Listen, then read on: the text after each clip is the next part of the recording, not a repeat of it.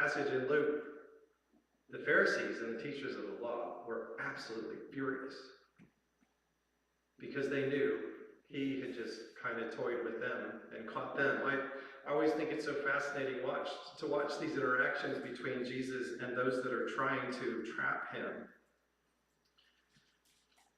So the man is healed on the Sabbath. So it is after these passages where we have set up, Luke has set up, where the Pharisees are really angry with Jesus. And they really just want him to sit down. Like every time you get up, you do something or you say something that just causes us trouble. Can you just sit down and just stop talking? That seems to be what they're all about. The many people that were there would have gone and told more people. And that's why I think we come to this point where it says that Jesus comes to this level place after spending a night praying on the mount, calling his disciples. There's a little paragraph in there of that. He comes down to this level place, and it's why this passage is sometimes referred to as the Sermon on the Plain as opposed to the Sermon on the Mount. And he begins to teach the people, but they are also pressing in on him. They came to hear what he had to say, but they also were bringing those who were sick, those who maybe had withered hands or other limbs that were withered that weren't working right. They knew that he had healed them. And it's not that they just exactly waited in line. Everybody was trying to get to him because it says that they could see it. They could tell that the power was going out of him because they saw it manifested in the people in having whatever it was, their ailment or sickness, or even being possessed by some sort of a dark or evil spirit. They were healed. And so that presence of the crowd continued to press against him. But in all of that, he begins to talk to his disciples. And his words are just so beautiful, where he says, "Blessed are you who are poor," with all the examples of the poor around him. These people didn't have anyone to help them. There wasn't much of a social safety net in those days. If you didn't have any resource at all you could do was beg as people were going on their way to the temple and hope that they would give you something. They didn't have the kind of medical care we have, and even ours falls short. And he says, "Blessed are those who hunger." These people may have not known really what it was like to even feel satisfied after a meal. They may have just been hoping for one meal a day. But he says, you will be satisfied. For those poor, you will possess the kingdom of God. And for those who weep, blessed are you. Many are going to come with heavy hearts to this kind of a place where Jesus was. And he says, you're going to laugh at some point. And blessed are you who feel excluded and insulted and hated because you believe in me. You will have a great reward. And that is all just such very beautiful and good words that we know that that is what Jesus was bringing. That promise that there is hope.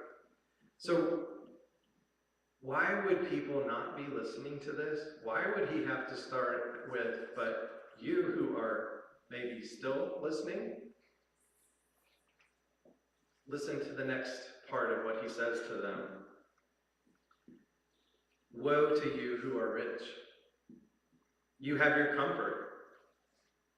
You can enjoy it now, but this is all it's going to really get you. Woe to you who are well fed.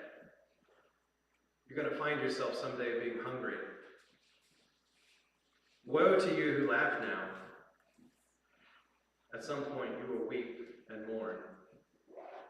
And it's the last woe that is the one that I think, that's going to leave a mark. Where he says, woe to you when people speak well of you, for that is how the ancestors treated the false prophets. It would not have been hard for the Pharisees and the teachers of the law to read between the lines on that one. He's talking about us. Jesus just accused the rich, the well-fed, the well-regarded as being false prophets. That we're bringing a version of God to the people that's not true. Is that what you're saying?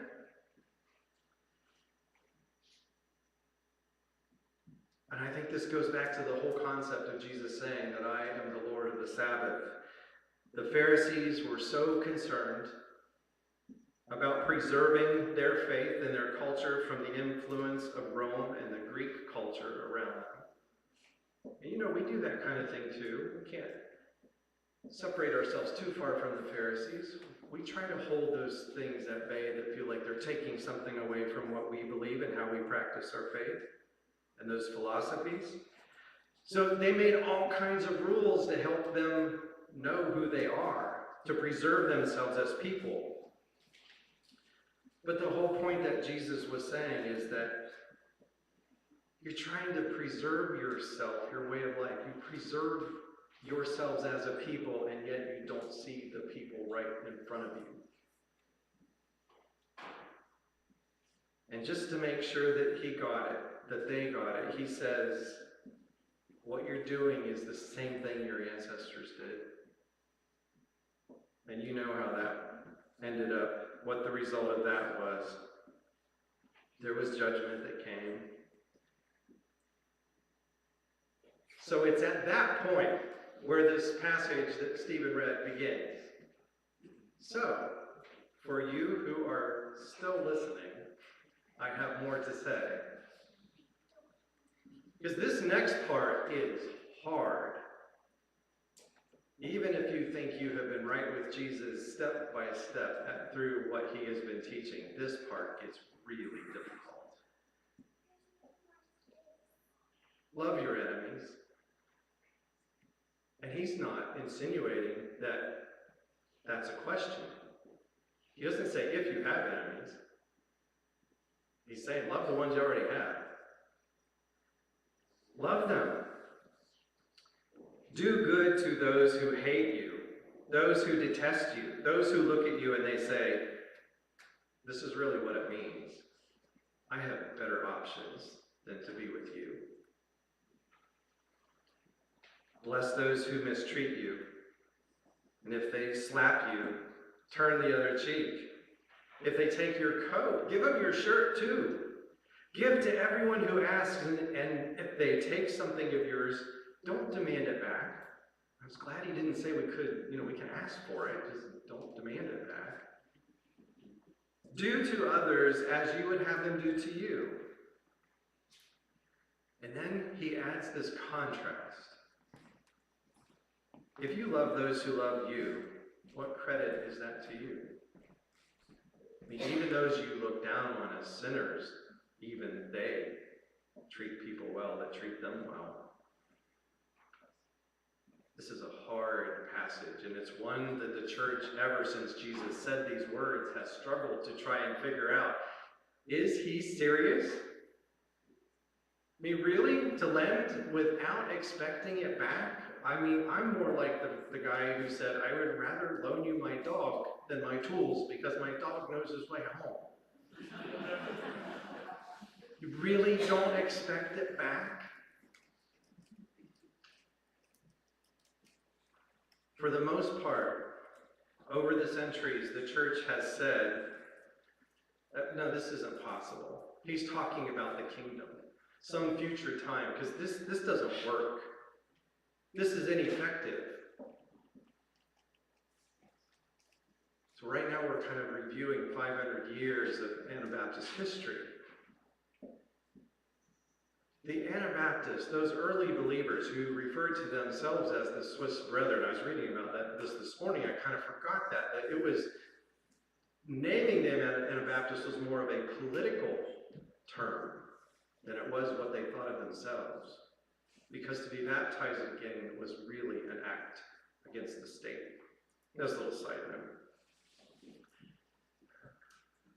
But part of what grabbed them was a belief that we could take Jesus seriously, that he actually meant for us to do this in the here and now. But it doesn't work.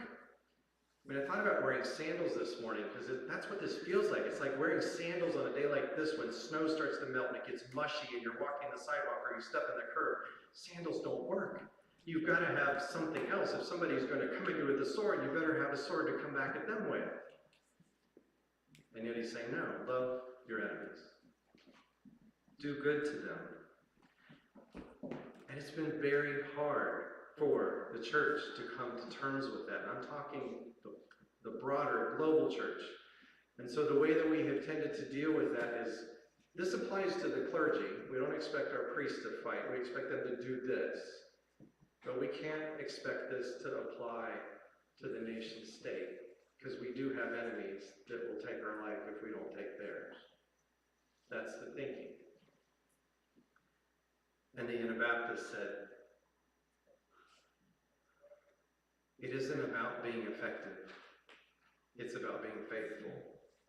And Jesus asks us to do this. And our highest allegiance is to Jesus and not to the nation state. Although we do want to be good citizens. But our citizenship is with God in heaven, in that kingdom. Now, the Pharisees had focused on preserving their culture and their faith. We see that happening right now around us. Those concerns about too much influence coming into American society. And there's a push. You'll hear this at times. We need to go back to having the 10 Commandments posted in our schools. We need to have them posted in the halls of justice. And some of them already do. Because we want that to be our guide. We want that to be a value that doesn't get undermined. And Jesus was not opposed to the 10 Commandments. It's just that he goes further than that. He violated one of the commandments when he healed somebody on the Sabbath. But his point is that the law was meant to bring freedom, not to keep us from showing love to one another. And we can get so focused on the rules that we miss opportunities to miss others. We miss opportunities to minister to others, to meet their needs. I want to do a little experiment with you, if you will indulge me. You're sitting down, and I want you to stay seated. And I want you to think about the 10 Commandments. Hang on, I won't be right back, because I forgot.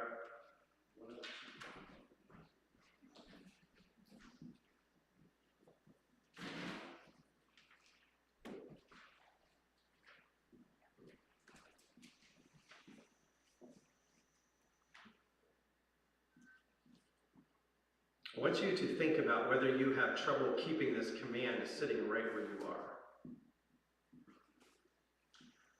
You shall have no other gods before me. Can you do that sitting down? You shall not make for yourself an image.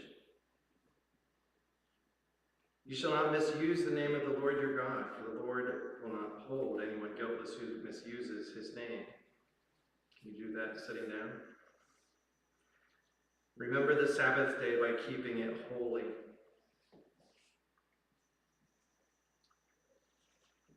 Honor your father and your mother.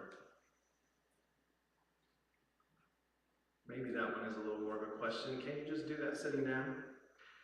But the rest of these, as you sit, you shall not murder. You shall not commit adultery. You shall not steal. You shall not give false testimony against your neighbor. You shall not covet.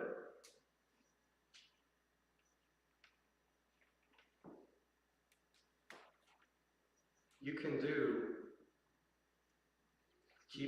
affirming these commandments right from your seat and don't really even have to get up. Maybe that is why the Pharisees wanted Jesus to just sit down. But now, as you're sitting there, listen to these words. Bless those who curse you. Pray for those who mistreat you. If someone slaps you on one cheek, turn to them the other also. Show love to your enemies. Do good things to those who hate you. Do to others as you would have them do to you. If anyone takes what belongs to you, don't demand it back. If someone takes your coat, don't withhold your shirt from them. And give to everyone who asks of you. And what struck me about this is that you can't do those things sitting down. Have you ever wondered why it is so easy to join a rallying cry to put the Ten Commandments back up, but we don't put love your enemies up there right with it? Do good to those who mistreat you. What would a school look like if that was what was on the wall? Not just the Ten Commandments. It's hard to love our enemies sitting down. It really requires us to stand up. And it's hard. And when Jesus said, but to you who are still listening, he's not talking individually. That word is plural. It's all of us. We're going to need help doing this. We need each other to do this. We need each other as a society to do this, to know how to do good in the face of evil. To do good to those who don't love us back. To show mercy when we don't really want to. Those kind of responses require us to give up control, because you cannot dictate how the person is going to respond back to you. You don't know what their next move is going to be. It's a yieldedness to be merciful in the way that God has shown us mercy. And there's a chance that they might even hurt us more.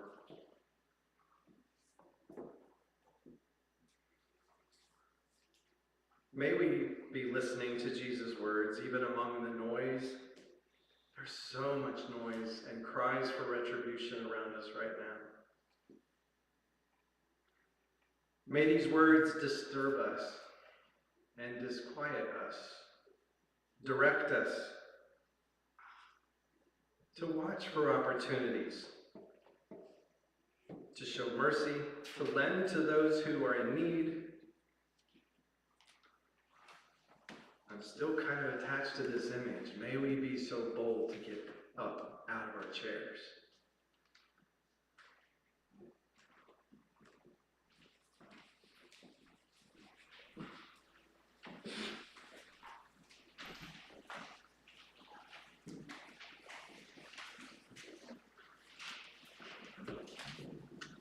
Please stand for the response hymn. Voices Together, number 42.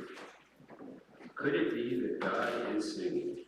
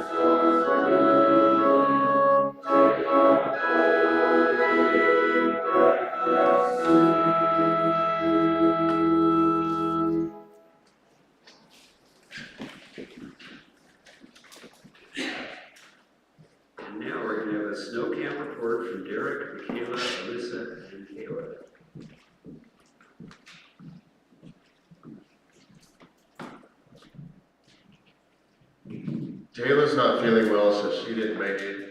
I lost my voice at snow camp a week ago, and I destroyed it again last night yelling at junior hires at No Jesus.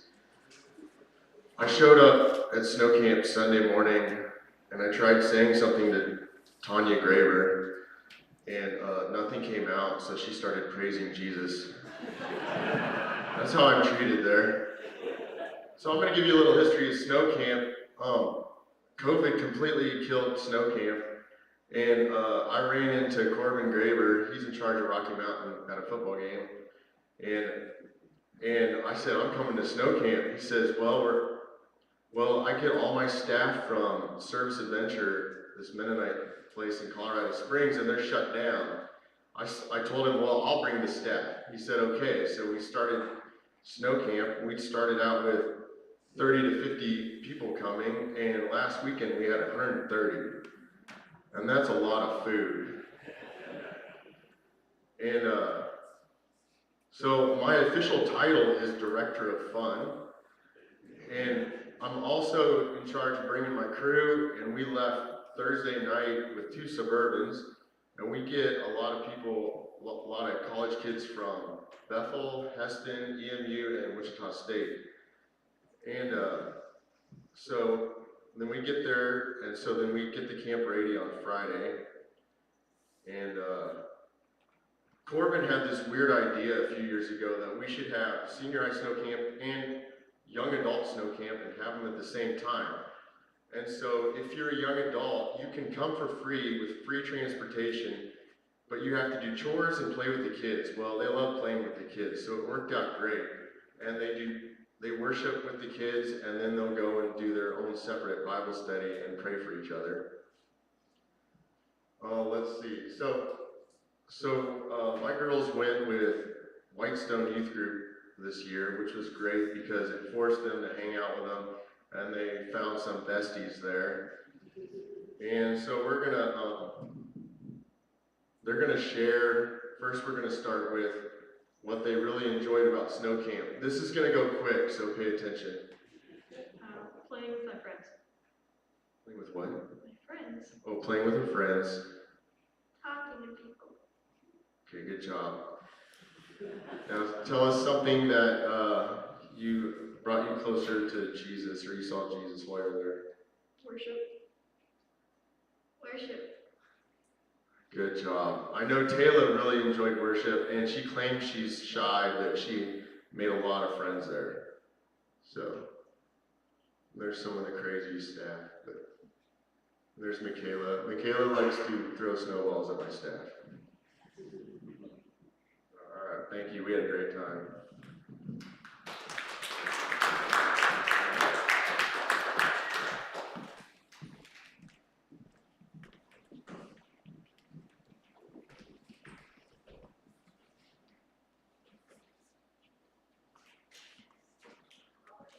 Light on, so I don't know how he saw his. So I didn't see any crazy mountain stuff. Maybe you didn't do it at this time. You can bring those pictures. Well, this is our time to, so thank you girls and Derek for sharing that. It's always good to hear how our kids and our adults meet Jesus in different ways, so thank you for that. Sharon, are there things that you would like to share with this community?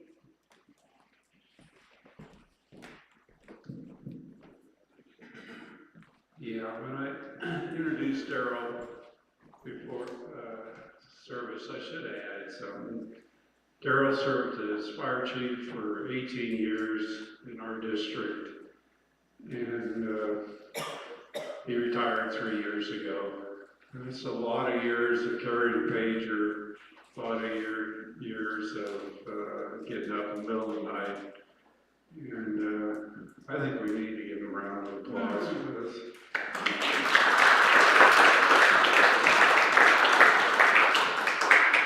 So you do have sermon material.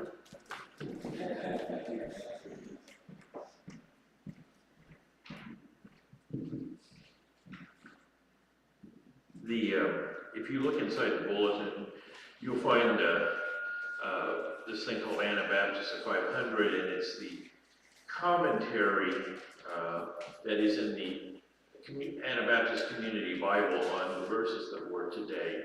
And when Kara was talking about the comforting bliss, it reminded me of a verse that is in here. That I typed this up, and it's the comment from the community. It's the bottom one. It says, God is principally concerned with the kind of fruit our lives produce, with how we affect others and creation.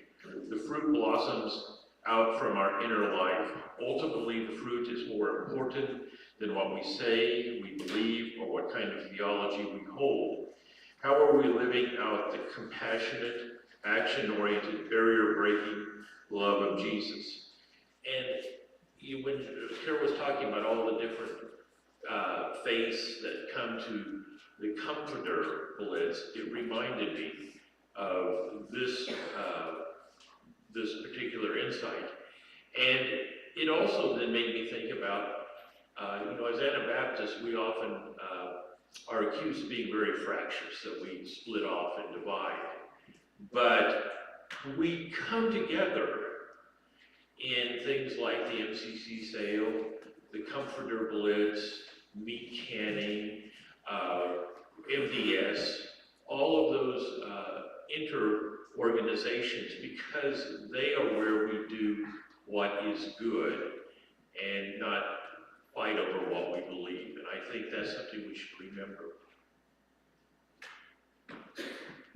Thank you. And thank you for putting those things in the bulletin each week now.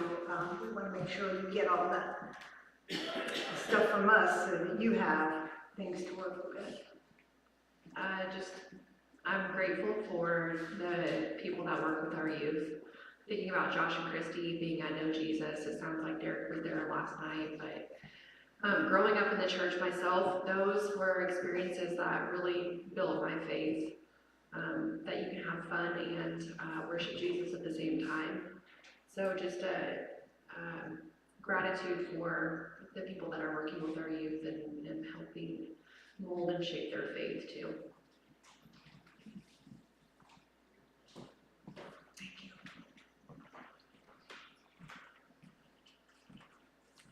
Well, we want to remember those who can't be with us today. I just happen to think of all of them again this morning, and I think of them a lot. And sometimes I go visit them. This week I visited Alden at Bethesda because he just moved there. And so think of him as he makes those changes and adapts to that system. And when I went to see him, he just looked so happy. And I said, Alden, you look great. And he said, well, I have good food here. I have people who help me. And there was a therapist in the room just getting ready to do his therapy and take him on a walk. And so I just had to think about his attitude going into that. I mean, we don't like to think about those things, but he just had such a pleasant, giving, loving attitude of just being there and thanking God for what he had right then and there. So, yeah, go visit him. He's in Cottonwood Hall. I know it's a ways away, but if you have a chance, go visit him. It's easy to find. So, but I was thinking about the others as well. I recently visited with Edna Stuckey. She's being cared for in her home with her children, and so she has a little bit of a different environment, but she loves being in her home too. And Edna Andrus and Jim Preheim and Bernard Entz and Delilah Weedle, they all are being cared for. And they all have good experiences, and so we just want to keep remembering that they can't be with us, but they are being cared for, and pray that God continues to speak to their hearts as we visit, as I visit, as they are being cared for in those homes and places. All right. If there's nothing else, let's come together in prayer. And part of the prayer this morning, I'm just going to end with the Pilgrim's Hymn. Now, I don't know if you know that, but or have maybe sung it at a time. But the word, they kept coming back to me all week, and I thought maybe that's a prayer that I could just pray. And so I'll pray for a few things here, and then I'll end with the Pilgrim's Hymn. Let's pray. God, we give you thanks today for so many things in our lives. The good work of Robert here and the good words he gave us this morning to stand up, to be brave enough to stand up and look at our situations, our personal and our community and our world situations, and how we can be better representatives of you. For you have taught us to love when it doesn't seem even possible, to give and to help when it doesn't even seem possible. Make those ways possible for us. Make them bright into our faces so that we can lend our hand to those who hurt. God, we give you thanks for Daryl, who has been fire chief for 18 years and has put his life on the line for people. We are so grateful for people like Daryl that do that for us when we don't even think about it until we actually need it. So we give you thanks for that. We give you thanks for Mark as he looks up the verses and contemplates what the Anabaptists went through and how we together see what you tell us through the living word, and how we can also be living out our word, your word, in our lives as we go to comforter blitzes, as the kids go to know Jesus, as we work with MDS and snow camp, and as we help the kids come together and make it happen for them, because that is those are the places where we form our faith, and you can help us grow. And we give you thanks for those opportunities in our lives.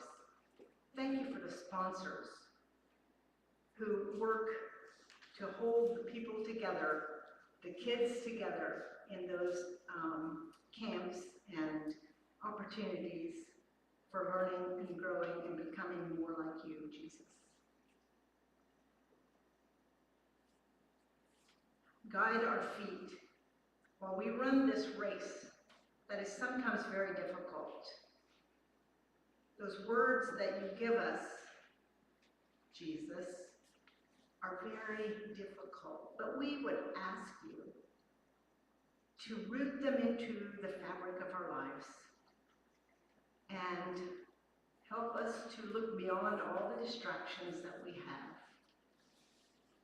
And in your mercy, help us to grow and take the steps to stand up for what you have taught us.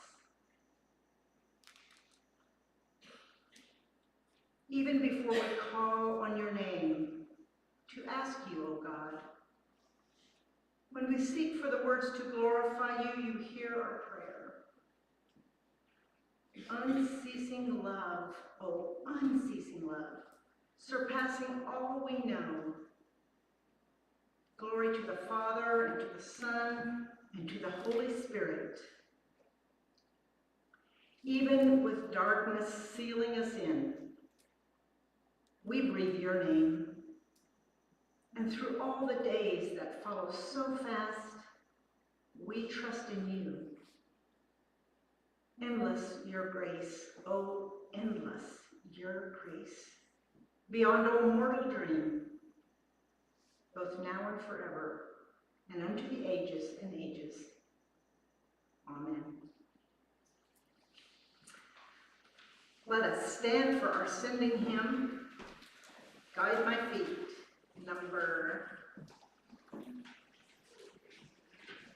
8:16. Please stand.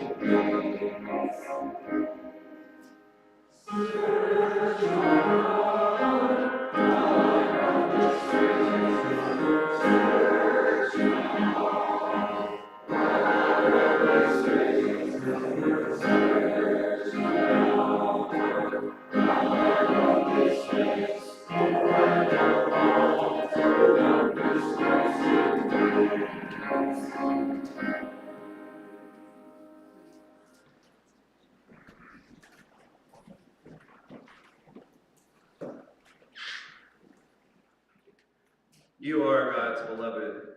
Go now from this place, listening for opportunities to extend mercy, to forgive, which opens up a way to the future.